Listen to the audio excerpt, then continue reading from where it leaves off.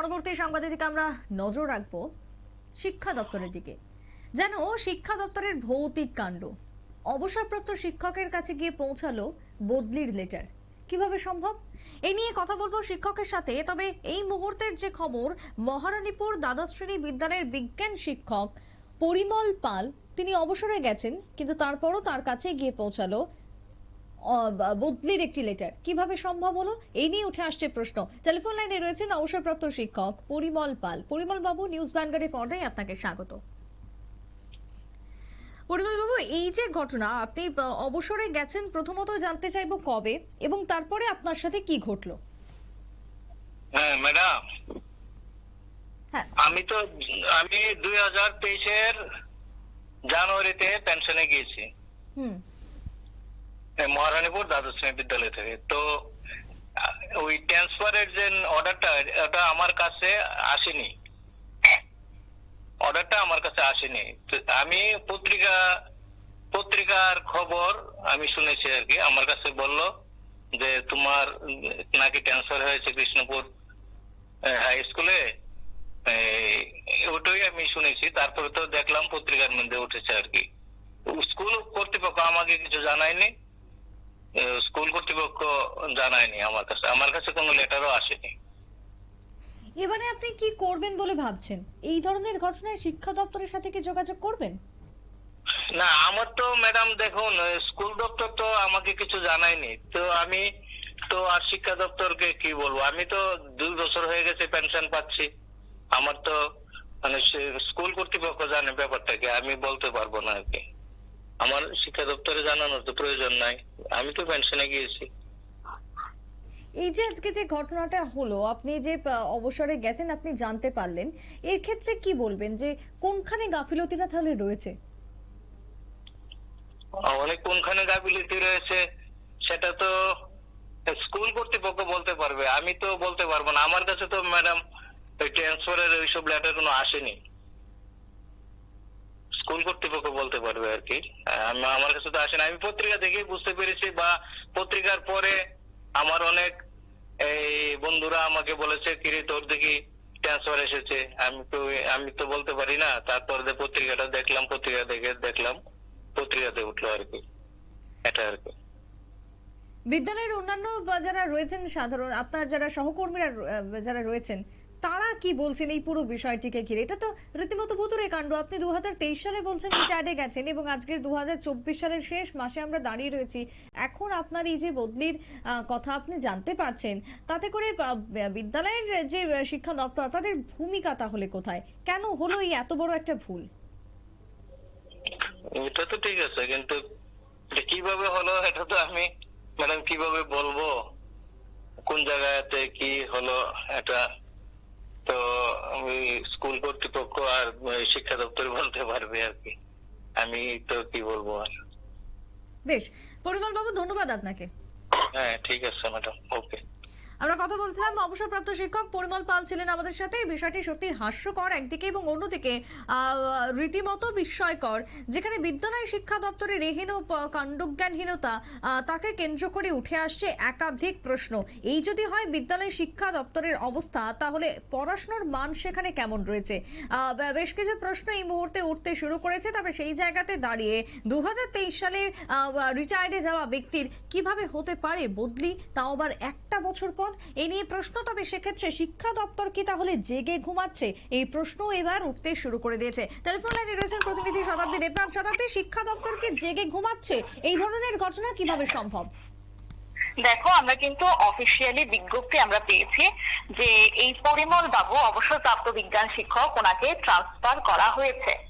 এবং আরো একটি বিষয়, দেখো উনি কিন্তু রিটায়ারমেন্টে গিয়েছেন, ওনাকে অফিসিয়ালি ভাবে ওনাকে তোমার বিদায় জানানো হয়েছে 2023 সালের জানুয়ারি মাসে।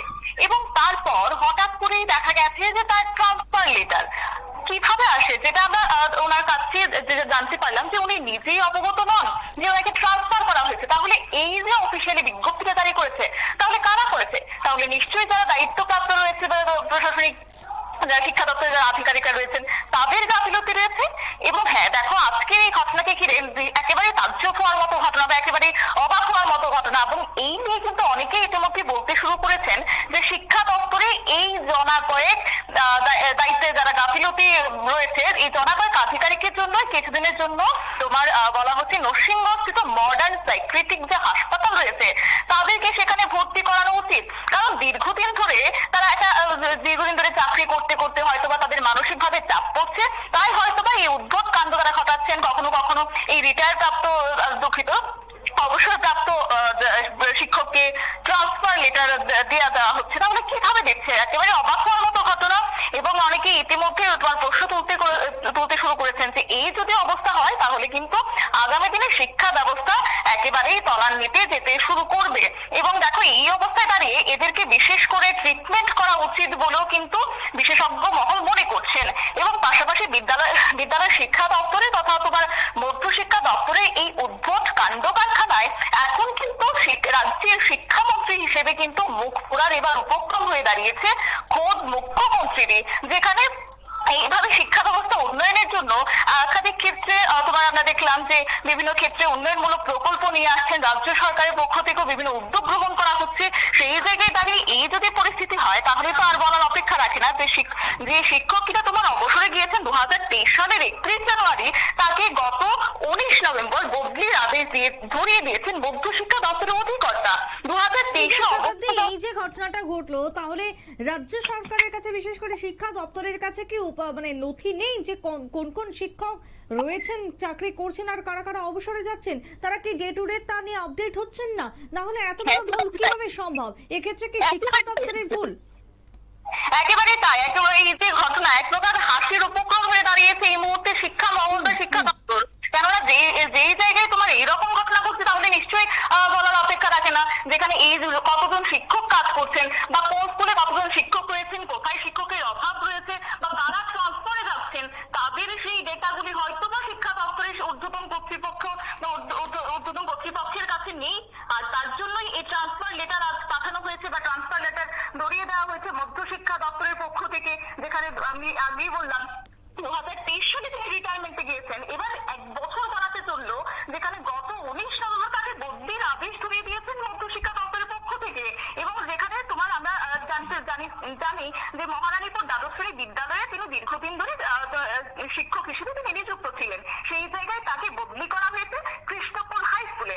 আর এই আদেশ পেয়ে একেবারেই তোমার অবাক হয়ে গেছেন সেই শিক্ষক অবসরপ্রাপ্ত শিক্ষক পরিমল পাল, যেখানে দীর্ঘদিন ধরে তিনি চাকরির জীবন ছেড়ে কার্যত এবার তিনি আরামায়েশে থাকার জন্য কার্যত এবার তিনি রিটায়ারমেন্টে গিয়েছেন, যেহেতু তার বয়স হয়ে গেছে। সেই জায়গায় যদি আবার পুনরায় তাকে চাকরিতে আসতে হয় তাহলে এটা হাসির করা হবে। এবং এবার কিন্তু বিশেষজ্ঞ মহল মনে করছেন যে এই যে জনাকয়েক যারা আধিকারিকরা রয়েছেন যারা ঠিকঠাক ভাবে কাজ করছে না, হয়তোবা তাদের কাছ থেকে সেই রকম ভাবে তারা মানে কোনো ডেটাই রাখছে না, তাহলে হয়তোবা তারা দীর্ঘদিন ধরে কাজ করতে করতে মানসিকভাবে তারা একটা তোমার চাপে রয়েছেন, যার কারণে এই উদ্ভট কাণ্ড তারা ঘটাচ্ছেন। সুপ্রীতি, একেবারে তাই। শতাব্দী, ধন্যবাদ তোমায়। অর্থাৎ আজকের যে ঘটনা তা রীতিমতো হাস্যকর। মহারানীপুর দ্বাদশ শ্রেণী বিদ্যালয়ের অবসরপ্রাপ্ত শিক্ষক পরিমল পালের সাথে যে ঘটনা ঘটলো, অবসরে গেছেন, তার 1 বছর পর তাকে বদলি করানো হলো। এই যে ইতিমধ্যেই নিউজ ভ্যানগার্ডের কাছে যে বদলির লেটার এসে পৌঁছেছে, তাতে করে কিন্তু হাস্যকর কাণ্ড হয়ে দাঁড়ালো শিক্ষা দপ্তরের কাছে। এবং শিক্ষা দপ্তর যে জেগে ঘুমাচ্ছে সে কথা আরো একবার পরিষ্কার। এবং এখানেই উঠে আসছে আগামী দিনের রাজ্যের পড়ুয়াদের ভবিষ্যতের কথা। ছোট্ট একটা বিরতির পর ফিরবো, সঙ্গে থাকুন।